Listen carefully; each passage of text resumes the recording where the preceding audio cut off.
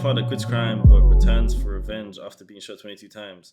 Yo, how the fuck isn't it 50 Cent? How the fuck he survive after that shit? Woman lives happily in a new house on her way that she says it with a creep. Nigga, 50 Cent surviving that many fucking times. What the hell? The film is based on actual events, and it opens with a distress 911 call, wherein a gunshot can be heard and the woman on the call dies. In the film's intro, we are then shown a view of the aftermath, with the woman's dead body lying on the floor, then her husband's dead body, and bloody walls. Right that next morning, we get introduced to our main character, Kevin, who is part of a cleanup crew for the very crime scene we just saw. After they thoroughly clean the place, Kevin and his buddies walk out, with his friends making insensitive comments about the murder and suicide that took place in that house. Damn, The former house owner's family members overhear this conversation, and one of them sourly reprimands Kevin and his friends. We are then introduced to Kevin's wife, Natalie, who works as a designer. Natalie receives a phone call from her sister, Danny, who informs her that they've found a financier who would skyrocket their small business. Natalie excitedly informs her husband Kevin about this, and later that night, we see them lovingly interact until Kevin's mood shifts, and he pulls away. It is here that we learn that they're having marital problems, because Natalie once had an affair.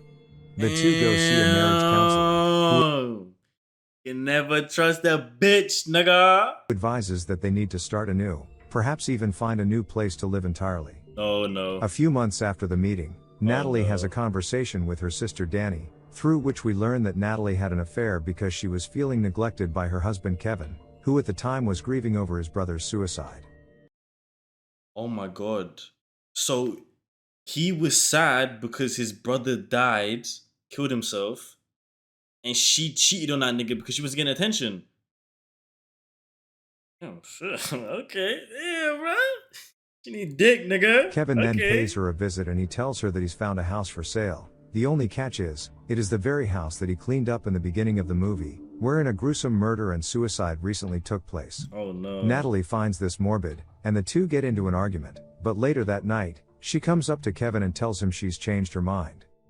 On the next day, they go see the former house owner's relative, Claudia, and pleads her to lower the price because they aren't rich. Claudia relents because admittedly, she has been trying to sell the house for months, but no one would take it because of the murder that took place in it. It's move-in day, and Natalie's sister Danny agrees to help her carry a few boxes to the new house. Bullshit. This is where the fun begins. Natalie's dog starts barking at a closet downstairs, prompting Natalie and Danny to check it out. Natalie finds nothing amiss inside the closet when she opens it, save for a suspicious dent on the wall that probably has to do with the fact that the wife of the previous house's owner hid in the closet, before getting murdered by her husband during that unfortunate night. Oh my god, Later that night, what the fuck? Kevin tries to get Odie the dog to come upstairs with him, but to Kevin's mild frustration, Odie refuses to follow. Here we the audience know the reason why. Kevin goes upstairs and joins his wife in bed, this, guys. but the wife starts giving him a perplexed look. Apparently, just moments ago she just saw someone enter their bedroom and headed straight for the bathroom. She of course thought it was Kevin, but obviously it's not, because Kevin only returned upstairs just now. Oh my god. Kevin then proceeds to check the bathroom, but finds no one there. He tells Natalie that there's nothing to worry about, and that she must have been seeing things because she was half asleep. Oh my god. Completely unrelated to the movie, but related. This happened to me once. I swear down, I was in Portugal, in my grandma's yard, okay? And I'd seen a shadow walk past to go to the kitchen, and they didn't turn on the light for like 10 seconds. So I was like, okay, someone walked to the kitchen, and they didn't know how to turn on the light. So I was like, cool, let me go help them. I walked to the kitchen, and I'm like, hey, the lights here, you want to turn it on? I turn on the light, swear on everything I love, no one was there. I seen someone walk there, no one was there. And I was like, I turned on the light. I checked the closet, I was like, no one was there. I checked outside the little balcony, because out in the kitchen, you go to the balcony. I swear no one was there. Went back to the living room, I was sleeping, went back to sleep. That was it, man. I didn't care. At the time, I was too young to realize that some fuck shit was happening in the house. But you know what? I didn't care. Anyway, back to the, sorry, back to the movie, you know what I'm saying, nigga? The next morning, Kevin... The sweater on the back of your door.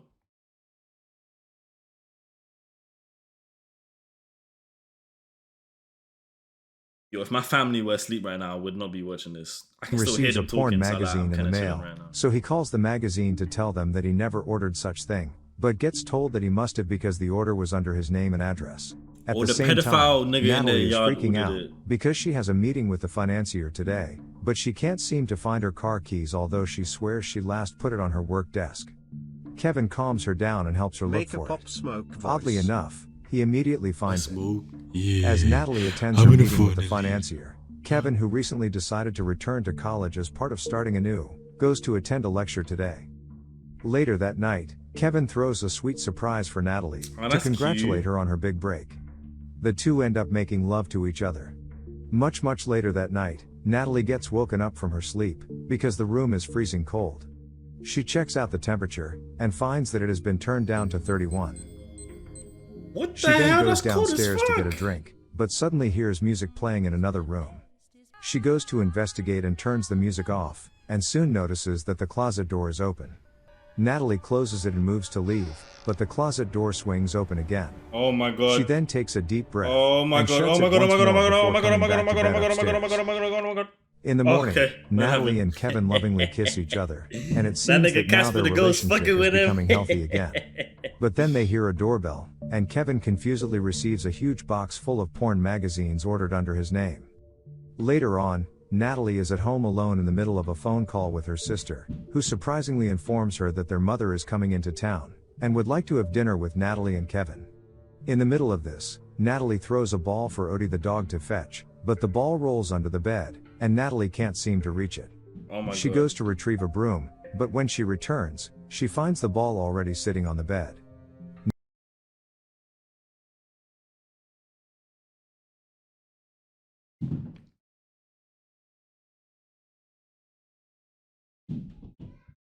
Nigga, you know damn well the dog ain't touched that shit, so why the fuck you still in the house? If she's, yo, wallahi, on everything I love, if they stay in the house after this, yeah, that's it, I'm finished. Natalie is of course rendered confused by this but brushes it off. Afterwards, she goes to attend yet another business meeting, during which she meets Nick, the very man she had an affair with. Here she finally learns that Nick is a partner of the financier, who Natalie is going to settle a deal with. Learning this is her only choice, Natalie warily attempts to stay professional and proceeds to the meeting. Later that night, Kevin is at a school My brother's friend's making place so to much work noise, on a nigga. group project, while Natalie is at home asleep. She gets woken up again by the freezing temperature of the room, and sees the bedroom door wide open. And then she rushes to turn the lights on, but the hand is gone. She then gets up and walks up to the open door, but Oh, this no. happens. Hey! When Kevin returns home that night, he finds Natalie asleep on the living room couch. Natalie claims she doesn't remember how or why she ended up sleeping there, Oh my and tries God. to convince Kevin that she saw someone outside their bedroom earlier, Oh but my Kevin God. doesn't believe her. They resort to seeing their marriage counselor to settle this, with Kevin insisting that Natalie must be developing some paranoid hallucination. They make up on their Nigga, drive that's so away from paranoid. the There's a session, nigga in the because Kevin house. doesn't want them fighting while they have dinner with Natalie's mom. Since Kevin and Natalie are away for the couple's therapy, they task Danny the sister to dog sit Odie. When Natalie is chilling in the house, all of a sudden she hears Odie barking downstairs, and then crying shortly after.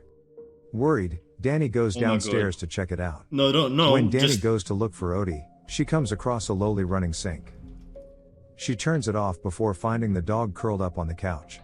But when Danny is about to return upstairs, she hears the sink running again, and re-enters the kitchen to find the sink on. leave the sink. Danny then proceeds to hear Just a set pay of the water footsteps bill. Leave the upstairs, sink. and all of a sudden the power goes out. Oh She my retrieves god. a flashlight, Oh, and no. goes back upstairs when she Oh, hears her no. phone ring inside the bedroom, but Yeah. can't seem to find it.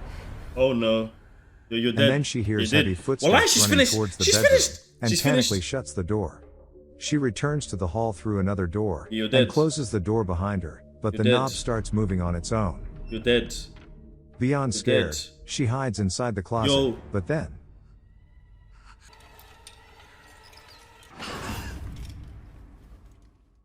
when Natalie returns Oh home with my Kevin, God. she is furious because Danny is nowhere to be found.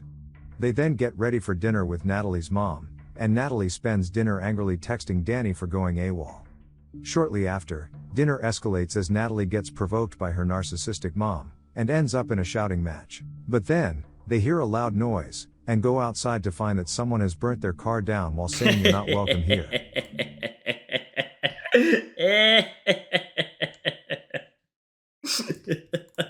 and go outside to find that someone has burnt their car down while saying Yeah. you're not welcome here. Oh my god, yo, In the that's morning, so funny. a detective tells them that the perpetrators were teenagers, who were infuriated because a social media account whose home address is Kevin and Natalie's house created a social media post about recruiting white supremacists. Hearing this, Kevin swears that he would never commit such thing, and that someone must be trying to sabotage them. The detective simply asks them to keep a lookout for anyone or anything out of the ordinary. On the next day, Kevin spends time with his school friend at the dog park, while Natalie pays a visit to the former house owner's relative, Claudia. Natalie asks about what exactly led to the gruesome event at the house, and Claudia begins telling a story about her brother, Jay, and his wife Erin, who had a broken marriage because Erin was having an affair, but the couple prevailed and was trying to fix their marriage. Plus, Claudia is convinced. Hold on, all of these bitches having affairs? All of them? All of these bitches sucking dick? What the hell's going on? Well, I don't know what in the hell is happening, nigga. Convinced that despite the official police report, she believes her brother Jay didn't kill his wife, let alone committed suicide, because that day, for some reason all the house's security cameras stopped working. Suspiciously, Claudia's husband Robert is eavesdropping their conversation in the other room. Meanwhile at the dog park, Odie the dog suddenly appears to be unwell. When Natalie finally exits Claudia's residence, the husband Robert steps out and suspiciously tries to buy the house back, but Natalie refuses. She then receives a phone call about Odie, and rushes to the vet. The vet shows up and tells the couple that Odie's heart is giving out, because he must have accidentally digested some sort of toxin. The two grieve for the dog, and when they get home, everyone spam RIP OD in the chat, nigga, right now. Everyone spam fucking RIP OD in the chat, nigga. As it turns out, Nick, the man Natalie had an affair with, had sent Natalie a bouquet of flowers, leaving Natalie no choice but to come clean to Kevin about how she would have to work with him. This angers Kevin, and the two end up arguing. That night, they get waken up by noises outside their bedroom, prompting the two to rush downstairs to investigate, but finds no one. They decide to report this to the detective immediately, but there is nothing he can do because no one saw the culprit. Natalie then begins listing the weird incidents that has happened to her so far, but the detective doesn't give much of a reaction. So, yo, chat. After all of this bullshit, yeah, why are you still in the house? Why are you still in the house? Like, why are you still in the house? It's fucking stupid, like. To that. After the detective leaves, the two begin arguing again, with Kevin still insisting that Natalie was just delirious the whole time. She pleads for him to install security cameras around the house, until the husband finally gives in and does it on the next day. Natalie finally receives a simple reply from her AWOL sister Danny, and rolls her eyes at it. My nigga. Meanwhile, Kevin suddenly feels unwell at work, and begins throwing up. That evening, Natalie decides to call Nick and tells him to never send her any flowers. Nick, however, confusedly tells her that he never did. Guy. This prompts Natalie to take a picture of the greeting card she got on the bouquet, but as she's about to send a picture of the letter to Nick, she comes across photos of her while asleep on her phone. What the hell? As if that's not enough, the turntable starts playing. Natalie rushes to turn it off, and startles when she hears rustling from outside. She immediately calls 911, but as it turns out the noises are coming from a branch hitting the window when the wind blows. Don't ever gift a sub like that ever again. Don't, listen, I appreciate it, yeah? I appreciate it, thank you so much. But when we're in an intense moment like this, please don't ever gift a sub. That shit scared the fuck out of me, nigga. All I hear in the background is, I see my heart on cold, and it's like, what the fuck? No, don't do that, please. Oh my god, fuck, you scared me, creeper. Shit. Feeling relieved, Natalie hangs up the call, but then you're dead. A figure appears out of nowhere and begins chasing Natalie. She goes upstairs, locks herself in the bedroom, and calls 911, before running away again when she finds the scary figure somehow in the room with her. Natalie reaches the balcony and begins climbing the... Stop! Stop! Stop it! Stop! Nigga, do you know how fucking annoying it is, bro? Thank you so much, though. I appreciate the sub, though. But stop, man. Shit. Nigga, you don't understand how scared I am right now. The railing. Thank you for the fucking gifted though. Shit, man, I love you niggas. But then she slips and falls into the swimming pool, and Kevin, who just got home, rushes to her aid. Oh. Medics are summoned to the scene, and they file yet another report to the detective. Yo, this who detective is still unable to find who is the intruder was. this detective's That a little next bit day, suspicious. Bro. Kevin is summoned to the police precinct, and the detective shows him the security footage from that night. The police has concluded that Natalie is delusional, and no one was ever with her that night. Kevin confronts Natalie about it during couples therapy, and Natalie, who insists she's not delusional, suggests that they should just sell the house back to Claudia and her husband. Kevin refuses, and during their walk away from the therapy session, he suddenly collapses to the floor, and they rush to see a doctor. The doctor informs Natalie that Kevin has been gradually poisoned over time, leading no other person but Natalie as the suspect. The detective confronts Natalie about it, accusing her of poisoning her own husband with the motive of wanting to get back together with Nick, the man she had an affair with. When Kevin is fit enough to come back home, he himself begins to question whether or not Natalie actually poisoned him, and refuses to take the meal she made. Later that evening, a strange man— Oh my god, nigga refused? Yo, that's the end of their marriage, bro. Oh my god. arrives at the doorstep, and suddenly moves to attack Natalie. Scared to death, she takes a pair of scissors lying on the floor and stabs the man. Shit. The next scene shows Kevin and Natalie sitting in front of the detective, listening to him lay out everything that he's dug out so far. As it turns out, Claudia's husband, Robert, was the one who sent the strange man to their house. He did it with the intention that Natalie and Kevin would move out and resell the house to him. However, Robert swore he never set foot in the house himself, and wasn't to blame for every other strange occurrence in the house. When the couple return home that night, Natalie, who notices how much they've been fighting, suggests that maybe they should separate for a while. Kevin doesn't reply, and the two go to bed with tension in the air. When Natalie wakes that morning, Kevin has left for school, during which time he sees a text message from Natalie telling him not to come home tonight. In the evening, Kevin receives a voice message from Natalie saying that she misses him, and the confused Kevin debates whether or not he should come home that night. Is this nigga, he's fucking.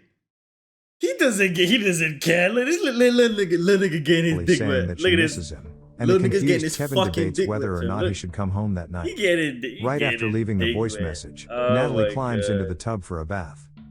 At the same time, Kevin decides to call her, and Natalie annoyedly asks him where he's been the whole day.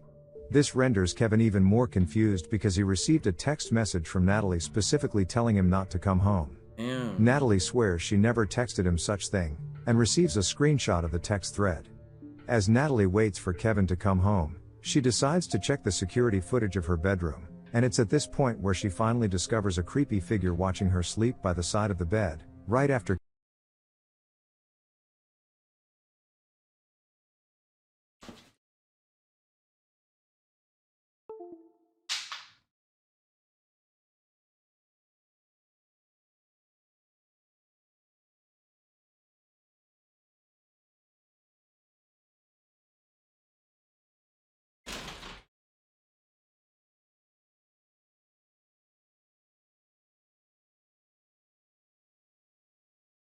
Ain't no nigga in my shit. Yo, what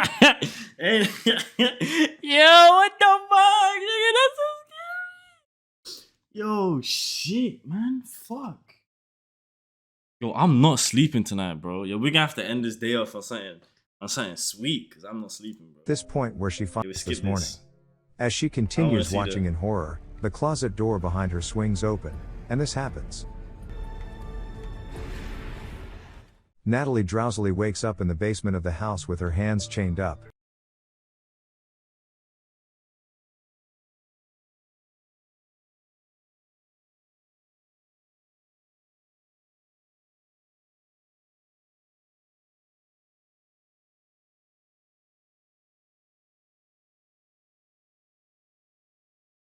Swear on my mother there was some above your head. I clipped it as well and put it in general. You know what's crazy about this? Is like, if that happened to me, I'd be scared. But at the same time, like, I don't give a fuck.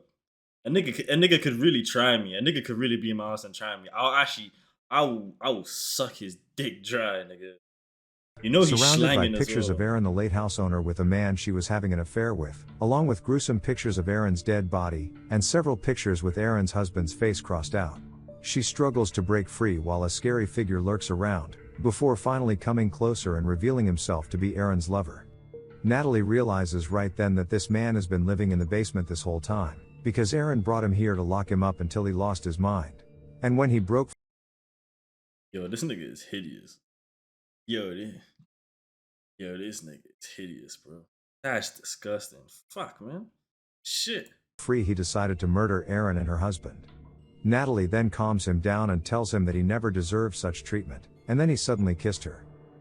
But the man's mood shifts instantly when he sees that Kevin has returned home through the Ooh, we getting a little freaky in the basement. security camera. Natalie, who realizes Kevin is in danger, tries convincing him to let her go, so they can murder Kevin together, but the man simply gags her mouth before making his way upstairs through the vents.